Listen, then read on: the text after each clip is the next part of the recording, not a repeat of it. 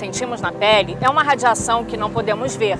A radiação infravermelha é uma parte da luz do Sol, que chega à Terra em ondas, além do visível. E ela tem muito mais utilidade do que se imagina.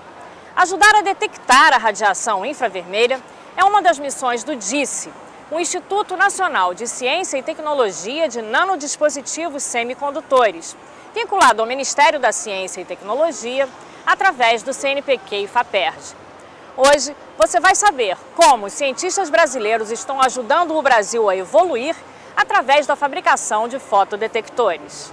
A radiação infravermelha foi descoberta pela ciência em 1809. A luz invisível foi detectada pela primeira vez pelo astrônomo Frederick Herschel, também conhecido por ter descoberto o planeta Urano. Ele colocou um termômetro em cada cor do espectro solar gerado por um prisma, e outro logo depois do final vermelho do espectro.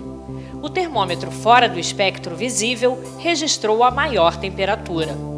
Foi a prova de que existia algo além da luz que vemos. Hoje, com a ajuda de um papel sensível, uma folha de cristal líquido que registra o calor dos corpos em contato com ela, repetimos a experiência secular. A luz branca dispersa as ondas e surgem as cores do espectro. Se bloquearmos a luz visível, aparece o registro do infravermelho, esse ponto azul.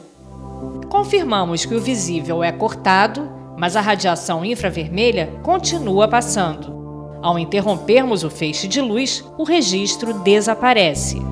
A maior parte do calor da luz do Sol é a radiação infravermelha. Ela contribui com quase a metade da eficiência luminosa do astro.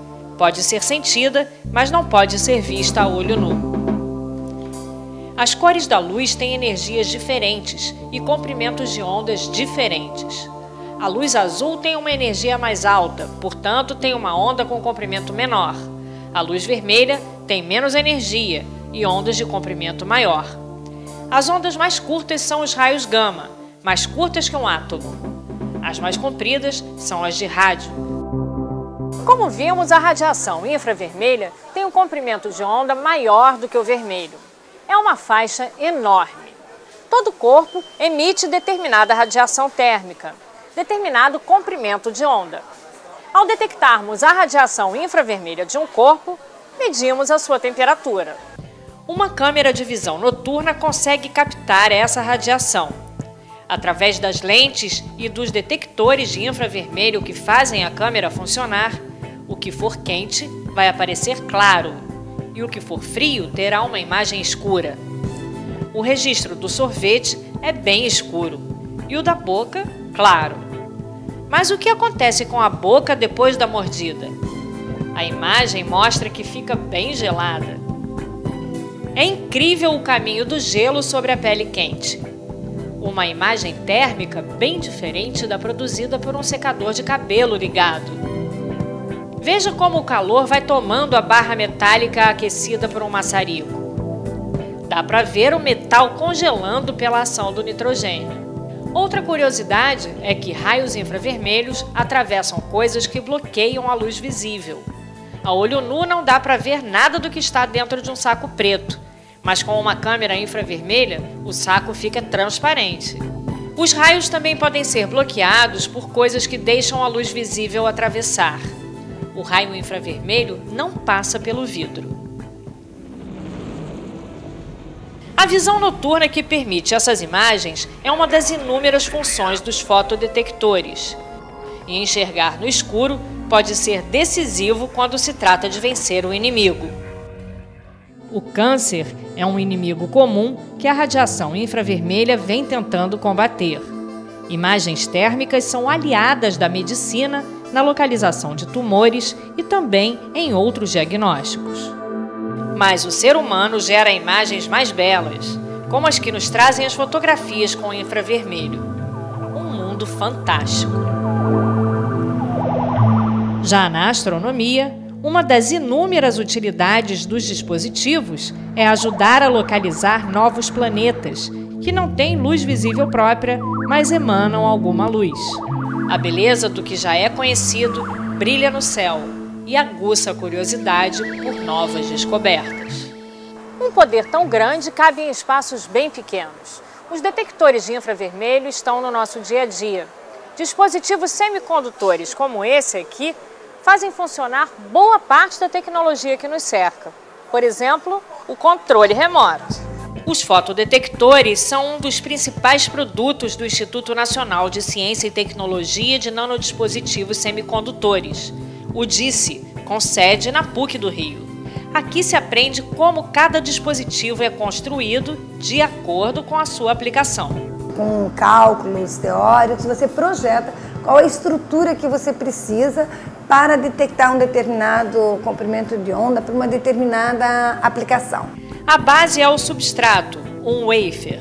Ele é colocado em um reator e cresce em camadas atômicas de materiais diversos. Não pode ter nenhuma sujeira, porque essas camadas que a gente cresce, elas têm 3 angstroms, ou seja, 10 a menos 10 do metro.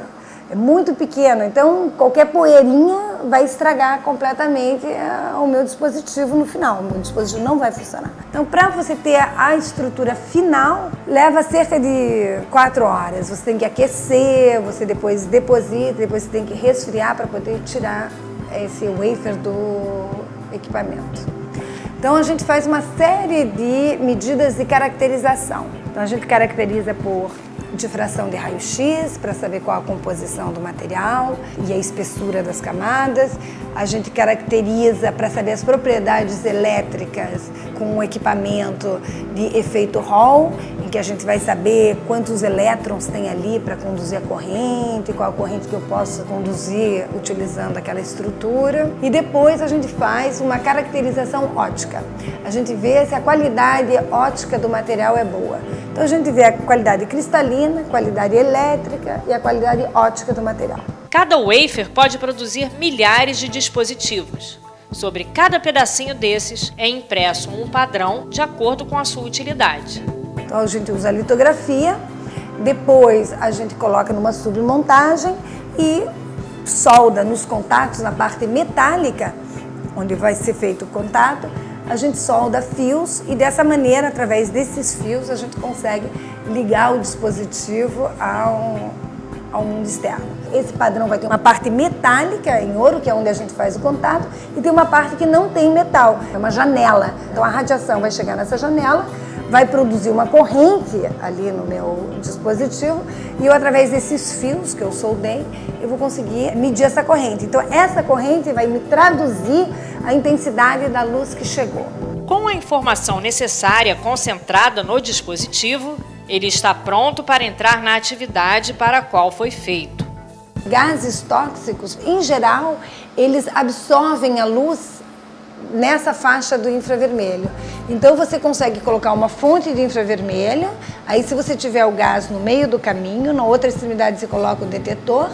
Se passar o gás tóxico que absorve, essa luz não vai chegar no detetor. Então você consegue, não chegou a luz? Então é porque tem esse gás tóxico. Com o detetor de infravermelho também podem ser utilizados para comunicações ópticas no espaço livre. Ao invés do sinal você mandar através de uma fibra óptica, como é feito hoje em dia, por exemplo, de telefonia, você pode fazer no espaço livre, por exemplo, entre prédios. Não há necessidade de fazer buraco, passar fibra. A vantagem é que essa transmissão não ocupa as faixas espectrais de rádio e permite a instalação de pontos de distribuição normalmente de difícil acesso. Além da parte de comunicações ópticas, o monitoramento ambiental é bastante importante. De fato, se você puder, você coloca um detetor num avião, você pode detectar com muita facilidade desmatamentos na Amazônia. Você consegue ver através da fumaça. Então, por exemplo, você pode descobrir onde que é o foco de um incêndio. Então, na previsão de catástrofes, digamos assim, eu acho que tem um papel bastante importante. Todo o esforço dos 28 doutores do DISSE, entre físicos, engenheiros e cientistas de materiais, é para desenvolver fotodetectores através de estruturas inéditas. Dar um passo à frente para ajudar o homem a ver o invisível. A gente fabricar esses dispositivos, esses detetores, tem, na realidade, 2 interesses. Um interesse é, de fato, conseguir produzir detetores melhores do que existem hoje em dia no mercado, utilizar nanotecnologia, estruturas muito pequenas que devem produzir dispositivos mais eficientes, com um desempenho bem melhor, bem superior ao que existe hoje em dia no mercado. Então esse é o aspecto, digamos assim, científico do nosso trabalho. Mas também tem um aspecto de interesse estratégico. Dada essa enorme gama de aplicações que eu mencionei e o fato que você utiliza esses detetores em aplicações militares, não é de interesse de ninguém, de nenhum outro país, que o Brasil domine, ou seja, que detenha essa tecnologia. Então, cada vez é mais difícil a gente no mercado internacional comprar esses dispositivos. Hoje em dia, mesmo a gente para comprar os insumos para fabricar esses dispositivos, já é uma tarefa bastante difícil, não é trivial. Então é importante que o país saiba desenvolver e que detenha essa tecnologia. No Brasil não existe nenhuma empresa que fabrique esse tipo de dispositivo. E a gente pretende, a partir dessa tecnologia desenvolvida na universidade, criar pequenas empresas que possam produzir e, quiçá, atender ao mercado nacional.